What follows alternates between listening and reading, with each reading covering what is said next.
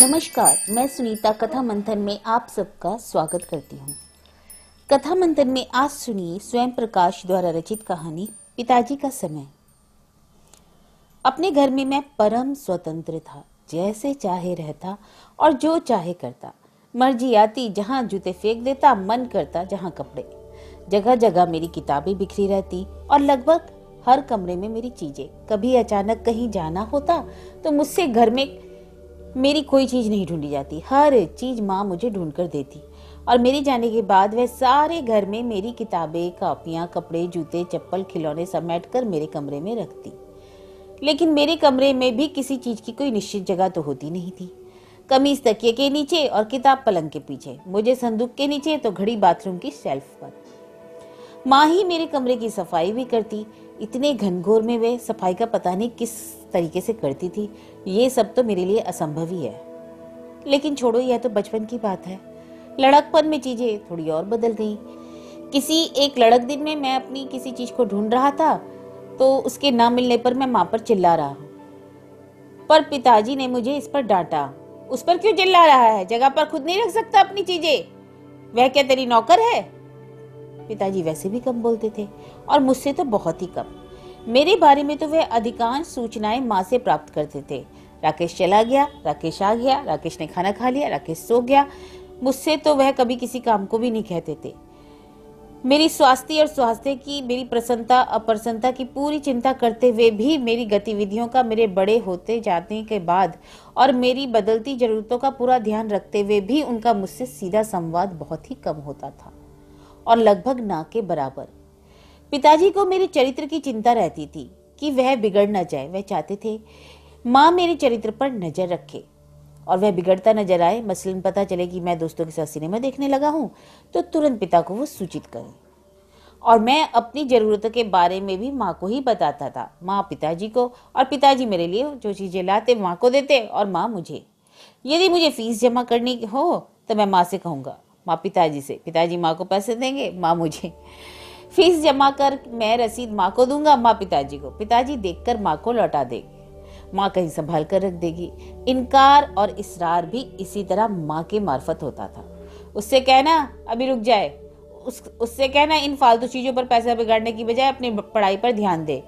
अब इसमें दाद फरियाद की तो कोई गुंजाइश थी ही नहीं। कभी मैं जिद करता किसी चीज के लिए तो माँ पिताजी से कहती वो कह रहा है जरूरी है, या वो कह रहा है ये दिला दो, या वो ला दूंगा, वो नहीं लूंगा।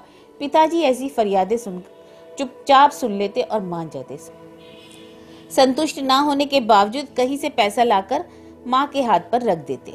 कहां से मुझे नहीं मालूम। कभी मालूम करने की कोशिश भी नहीं की। पिताजी से सीधी बात सिर्फ परीक्षा के दिनों में होती थी, जब मेरा पेपर होता और वह शाम को जरूर पूछते कैसा रहा, और मैं कहता ठीक रहा। पूरी परीक्षा भर यह कैसा रहा और ठीक रहा चलता रहता, ना एक शब्द कम ना एक शब्द ज्यादा। फिर जब रिजल्ट आता मैं प्रोग्रेस रिपोर्ट ले जाकर उन्हें दिखाता। यह काम माँ की मार्फत नहीं होता था और ना ही किया जा सकता था। वह चश्मा पहनकर बड़े ध्यान से प्रोग्रेस रिपोर्ट देखते और लौटा देते। शाबाश, खूब मेहनत करो, सिर्फ ये बस। नंबर चाहे कम हो या ज्यादा, नंबर अक्सर अच्छे ही आते, पर मुझे लगता इतनी मेहनत करना बेकार हो गया। कोई भी तो खुश नहीं है। एक बार एक पेपर में जानबूझकर लापरवाही मैंने कर ही दी, जिससे काफी कम नंबर आए। देखें अब पिताजी क्या कहते हैं। प्रोग्रेस रिपोर्ट दिखाते समय मेरा दिल धक धक कर रहा था। हाँ, वह उस जगह अटके, पर बस और कुछ नहीं। वही शब्द, शाबाश, खूब मेहनत करो। जी किया माँ से पूछूं इस बार मेरे रिजल्ट पर पिताजी ने क्या प्रतिक्रिया व्यक्त की। नहीं पूछा, जाने दो, जब इनको कुछ फर्क नहीं पड़ता तो मैं ही इनसे क्यों पूछूं भाई। इसलिए पिताजी की डांट का असर हुआ। मैंने अपना घर अपने कमरे में ही समेट लिया। सारे घर से बीन बटोरकर अपनी चीजें ले आया और अपने कमरे में ठूस ली। तब ध्यान आया कि यहाँ काफी अराजकता और अव्यवस्था है। एक दिन डटकर जुटकर अपने कमरे की सफाई कर डाली और सारा कमरा अपने हिसाब से जमाया, अपनी सुविधा के हिसाब से। किताबें, कपड़े, जूते, बिस्तर, सब। उस दिन मेरे कमरे से आधा से धूल मिट्टी और मैले कपड़ों का ढेर निकला। ये ऐसी जगह दबे छिपे थे कि माँ को भी दिखाई नहीं देते थे। बाहर नल पर जाकर सारे कपड़े धो डाले और रस्सी पर डाल दिए। माँ चुपचाप देखती रही। पहली बार कपड़े धोए थे, अच्छे नहीं धुले, पर माँ ने यह नहीं कहा कि छोड़ दे, मैं धो दूंगी। वह कहती भी तो मैं छोड़ता नहीं। फिर मैं अपने कमरे में आकर पलंग पर लेट गया। यह दिन का समय था और पिताजी घर पर थे नहीं।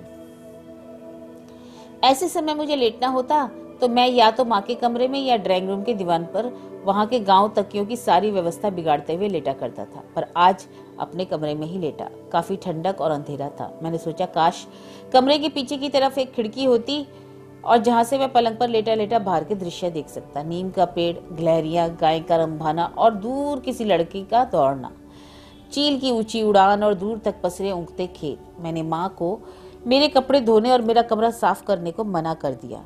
उसने मान भी लिया। शायद उसने सोचा होगा लड़का कमरे में कोई प्रेम पत्र या सिनेमा के गानों की किताब वगैरह पकड़े जाने से शर्माता होगा, पर ऐसी कोई बात तो थी नहीं। कमरा अस्त व्यस्त रहता, चीजें समय पर नहीं मिलती, पर फिर थोड़ा ढूंढने पर मिल भी जाती। हफ्ते में मैं एक बार अपने कमरे की सफाई कर ही लेता। धीरे धीरे कमरा मेरा और मैं कमरे का अभ्यस्त हो गया। पत्रिकाओं से चित्र काटकर मैंने दीवारों पर चिपका दिए। पिताजी को यकीनन वह पसंद नहीं आता, पर क्या कर सकते थे, कमरा तो मेरा था। पिताजी की दुनिया वैसे ही चुप और दुरस्त थी, मेरी पहुंच से परे, माँ की मार्फत। पहले मेरे दोस्त सीधे ड्राइंग रूम से ही आते, नमस्ते चाचा जी आदि करते हुए। अब वे पीछे के दरवाजे से सीधे मेरे कमरे में आ जाते, बगैर नमस्ते चाचा जी आदि की बाधा को लांघे। यदि एक से अधिक दोस्त होते और कुछ गाना बजाना, हंसी मजाक या लड़कियों की बातें जैसा कुछ होता तो मैं धीरे से कमरे का दरवाजा बंद कर देता।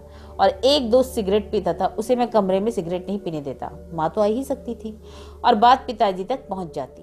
माँ दोस्ती के लिए पोहे बनाती तो दरवाजे के बाहर तक लाकर खड़ी हो जाती, मुझे पुकारती और ट्रे पकड़ा देती, भीतर नहीं आती थी। मैं अपने घर की अपने दोस्तों के घर से तुलना करता। मेरे सारे दोस्तों के घर में अलग तरह का माहौल था। वहां हमें बड़ों से छिपकर बातें नहीं करनी पड़ती थी। वहां बड़े हमारी बातों से डिस्टर्ब महसूस करने की बजाय उनमें रुचि लेते थे और शायद रस भी।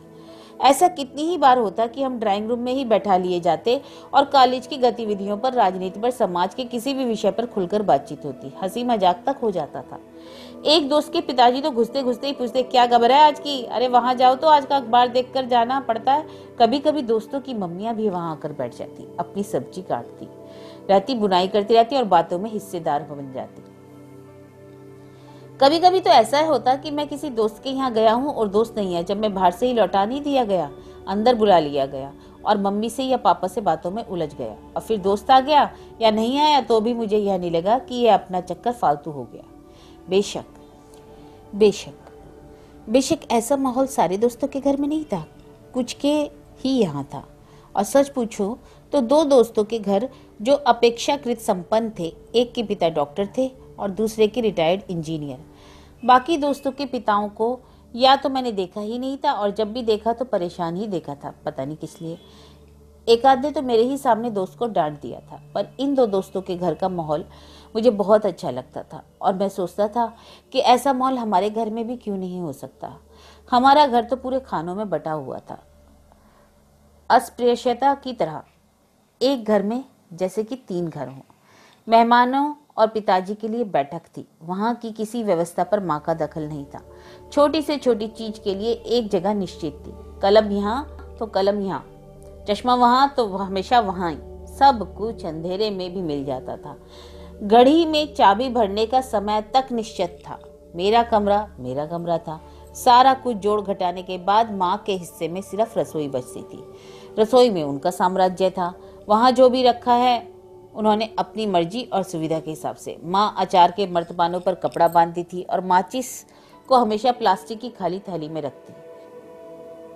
मटके को बरामदे के कोने में और हाथ धोने के लिए लोटा और चमचमाता डुबका कील पर टंगा हुआ। मैं कभी रसोई में जाऊंगा भी तो माँ की सारी चकाचक व्यवस्था बिगाड़ूंगा। पिताजी का तो रसोई में जाने का सवाल ही नहीं उठता। रसोई की पूरम पार मालकिन माँ थी। वह वहीं मांगने रहती, गुनगुनाती, इसमें कोई आश्चर्य की सीमा नहीं थी। दोस्तों के घर की प्रेरणा ने उचकाया और एक दिन अपने घर की पुरातन व्यवस्था को मैंने ताजगी का एक स्पर्श देने का षड्यंत्र रचा। हर चीज को मुकर्रर जगह रखने पर ध्यान रखते हुए मैंने बैठक को चमका दिया। पीतल का कलमदान मिट्टी से रगड़ दिया। डिग्री लिए खड़े पिताजी की तस्वीर का कांच कागज पानी से साफ कर दिया। पंखे की पंखड़ियों पर से गर्द हटाकर उन्हें गीले कपड़े से चमका दिया और दीवार घड़ी पर जड़ी पीतल की पत्तियों को ब्रशों से रगड़कर चमका दिया। अब सब कुछ एकदम नया जैसा लग रहा था। बीच में एक बार माँ ने आकर मेरी हरकतों को देखा और देखकर चुपचाप अपने कमरे में चली गई। अंत में मैंने कबाड़े से एक गुलदान निकाला, उसे साफ किया, उसमें पानी भरकर बाहर से कुछ ताजा फूल तोड़ लाया और फूलों को गुलदान से सजाया। गुलदान को दीवान के पास वाली छोटी मेज पर सजा दिया और सोचा कि आज पिताजी खुश हो जाएंगे। पिताजी आए। उन्हें जैसे अपने कमरे में बेचैनी सी महसूस हुई। चमकदार चीजों से चकाचौंध उनकी आंखें होने लगी। कुछ देर खामोशी से एक एक चीज को ध्यान से देखते रहे। किसी से कुछ बोले चाले नहीं, चुपचाप कपड़े बदले, चाय पी, पीठ पर हाथ बांधे आधा घंटा कमरे में चक्कर लगाते रहे। बीच में एक बार अखबार उठाया, पढ़ना चालू किया, फिर वहीं रख दिया और फिर चक्कर लगाने लगे। भीतर माँ से आकर पूछा, राकेश कहाँ है? पता नहीं, माँ ने क्या जवाब दिया। आखिर उनसे रहा नहीं गया। बाहर का दरवाजा खोला, कमरे में आए, गुलदान उठाकर बाहर ले गए, फूल निकालकर गली में फेंक दिए। गुलदान उलटकर पानी खाली कर दिया। 2-3 बार उसे झटकार कर भीतर आकर गुलदान को कबाड़े की कोठरी में झन से फेंक दिया। आखिर मैं कौन होता था उन्हें बताने वाला कि उन्हें कैसे जीना चाहिए, और जबकि वह मुझे नहीं बता रहे थे। पर तब इतना समझने की उम्र नहीं थी। इस झाल से मैं जरा सा विचलित नहीं हुआ और बाज भी नहीं आया। पल्ला झाड़ने पर राजी भी नहीं हुआ और मेरी तथाकथित सुरुचि तो पूरे घर को अपनी चपेट में लेने को कसमसा रही थी। मैं पिताजी की सुविधा में विस्तार करने में अपनी सक्रिय भूमिका तलाश कर रहा था और आखिर कुछ तो होगा जिससे वे खुश हो सकते हैं। खैर, आजकल माँ पिताजी आए हुए मेरे घर में। मेरे पास 4 कमरों का सरकारी क्वार्टर है। बेडरूम के साथ अटैच बाथरूम, कमोड पश्चिमी तरीके का है। डबल बेड पर कोयर फॉर्म के गद्दे हैं। उसमें माँ पिताजी आराम से होंगे। कहाँ जाए? दोनों बहुत अशक्त हो गए हैं। खाना खाने ड्राइंग रूम में आते हैं, टीवी देखने ड्राइंग रूम में, थोड़ा शाम को बाहर बगीचे में निकले, वरना वापस अपने कमरे में। मेरी पत्नी दोनों का पूरा ध्यान रखती है। मेरा घर शायद उन्हें सुविधाओं के बावजूद पसंद ना आता हो। बात बात में मैं बच्चों से सलाह लेता हूँ, ना भी लूँ तो वे स्वयं मुझे दे देते हैं। कोई मुरव्वत नहीं करते। पापा, आप ये नीली शर्ट मत पहना करो, आप पर बिल्कुल सूट नहीं करती। या देखो ना मम्मी, पापा ने आज फिर ढेर सारा तेल थोप लिया। हम सब एक दूसरे की बातें शेयर करते और एक दूसरे को बिन मांगे सलाह देते, एक दूसरे की मूर्खताओं पर खुलकर हंसते। माता पिता के देव तुल्य होने का मिथ ध्वस्त हो चुका। सब इंसान है, सबसे गलतियां हो सकती हैं। रहन सहन बदल गया है। रसोई में अब गैस है, खड़े खड़े गाना बनता है। बच्चे मना करते करते भी रसोई में जूते पहने पहने घुस जाते हैं। बगैर हाथ धोए फ्रिज खोलकर पानी पी लेते हैं। ना मटका है, ना चौका, ना डुबका, ना छानना, ना संकरा, ना अछूता। ना पहली रोटी गाय के लिए, ना आखिरी रोटी कुत्ते के लिए। घर में जगह जगह तरह की पेंटिंग लगी हुई है। पिताजी को तो कुछ तो अश्लील तक लगती है। अबुझ तो जरूर है। बच्चों ने अपने कमरे में दीवार पर चित्रकारी कर रखी है। थोड़ी भी फुर्सत पाते हैं तो ऊंची आवाज में डेक बजाकर डांस करते हैं। मौज आती है तो उनके साथ हम भी। माँ हंसती हैं, उन्हें कौतुक होता है, जैसे उसका बचपन लौट आता है। वह मेरे घर में प्रसन्न रहती है। सदा की चुप रहने वाली माँ बहू से दुनिया जमाने की बातें करती है, उसे सलाह देती है कि बाल कटा लो, चोटी पट्टी की झंझट क्यों, कहती है सलवार सूट पहना करो जैसे आहूजा की बहू पहनती है। और भी कहती है, मुझे एक दिन बाजार ले चल, मैं तुझे कलौंजी, सिकाकाई, मुल्तानी मिट्टी, आंवा, हल्दी दिलवा दूंगी, निखर उठेगी तू। माँ अपने सारे राख जीवन में ध्वस्त पड़ी चिंगारी बहू में जगाने की कोशिश कर रही है। वह बच्चों से भी बहुत लाड करती है। बच्चे उसके गाल की और बाहों की झुर्रियां गिनते हैं, उसके बालों में बादाम के तेल की मालिश करते हैं और उसे कहानियां सुनाते भी हैं और सुनते भी हैं। ड्रैकुला और डायनासोर और फैंटम आदि की उन्हें सुनाते हैं और माँ उसे शौक से सुनती है। स्त्री की देखो, कितनी सदियों तक हमने जागने नहीं दिया और आत्मा को भी थपकियां देते रहे। माँ स्त्री के पश्चात आपका शिलालेख नहीं, 1600 मीटर की दौड़ का लास्ट लेप है। पिताजी लेकिन नहीं बदले।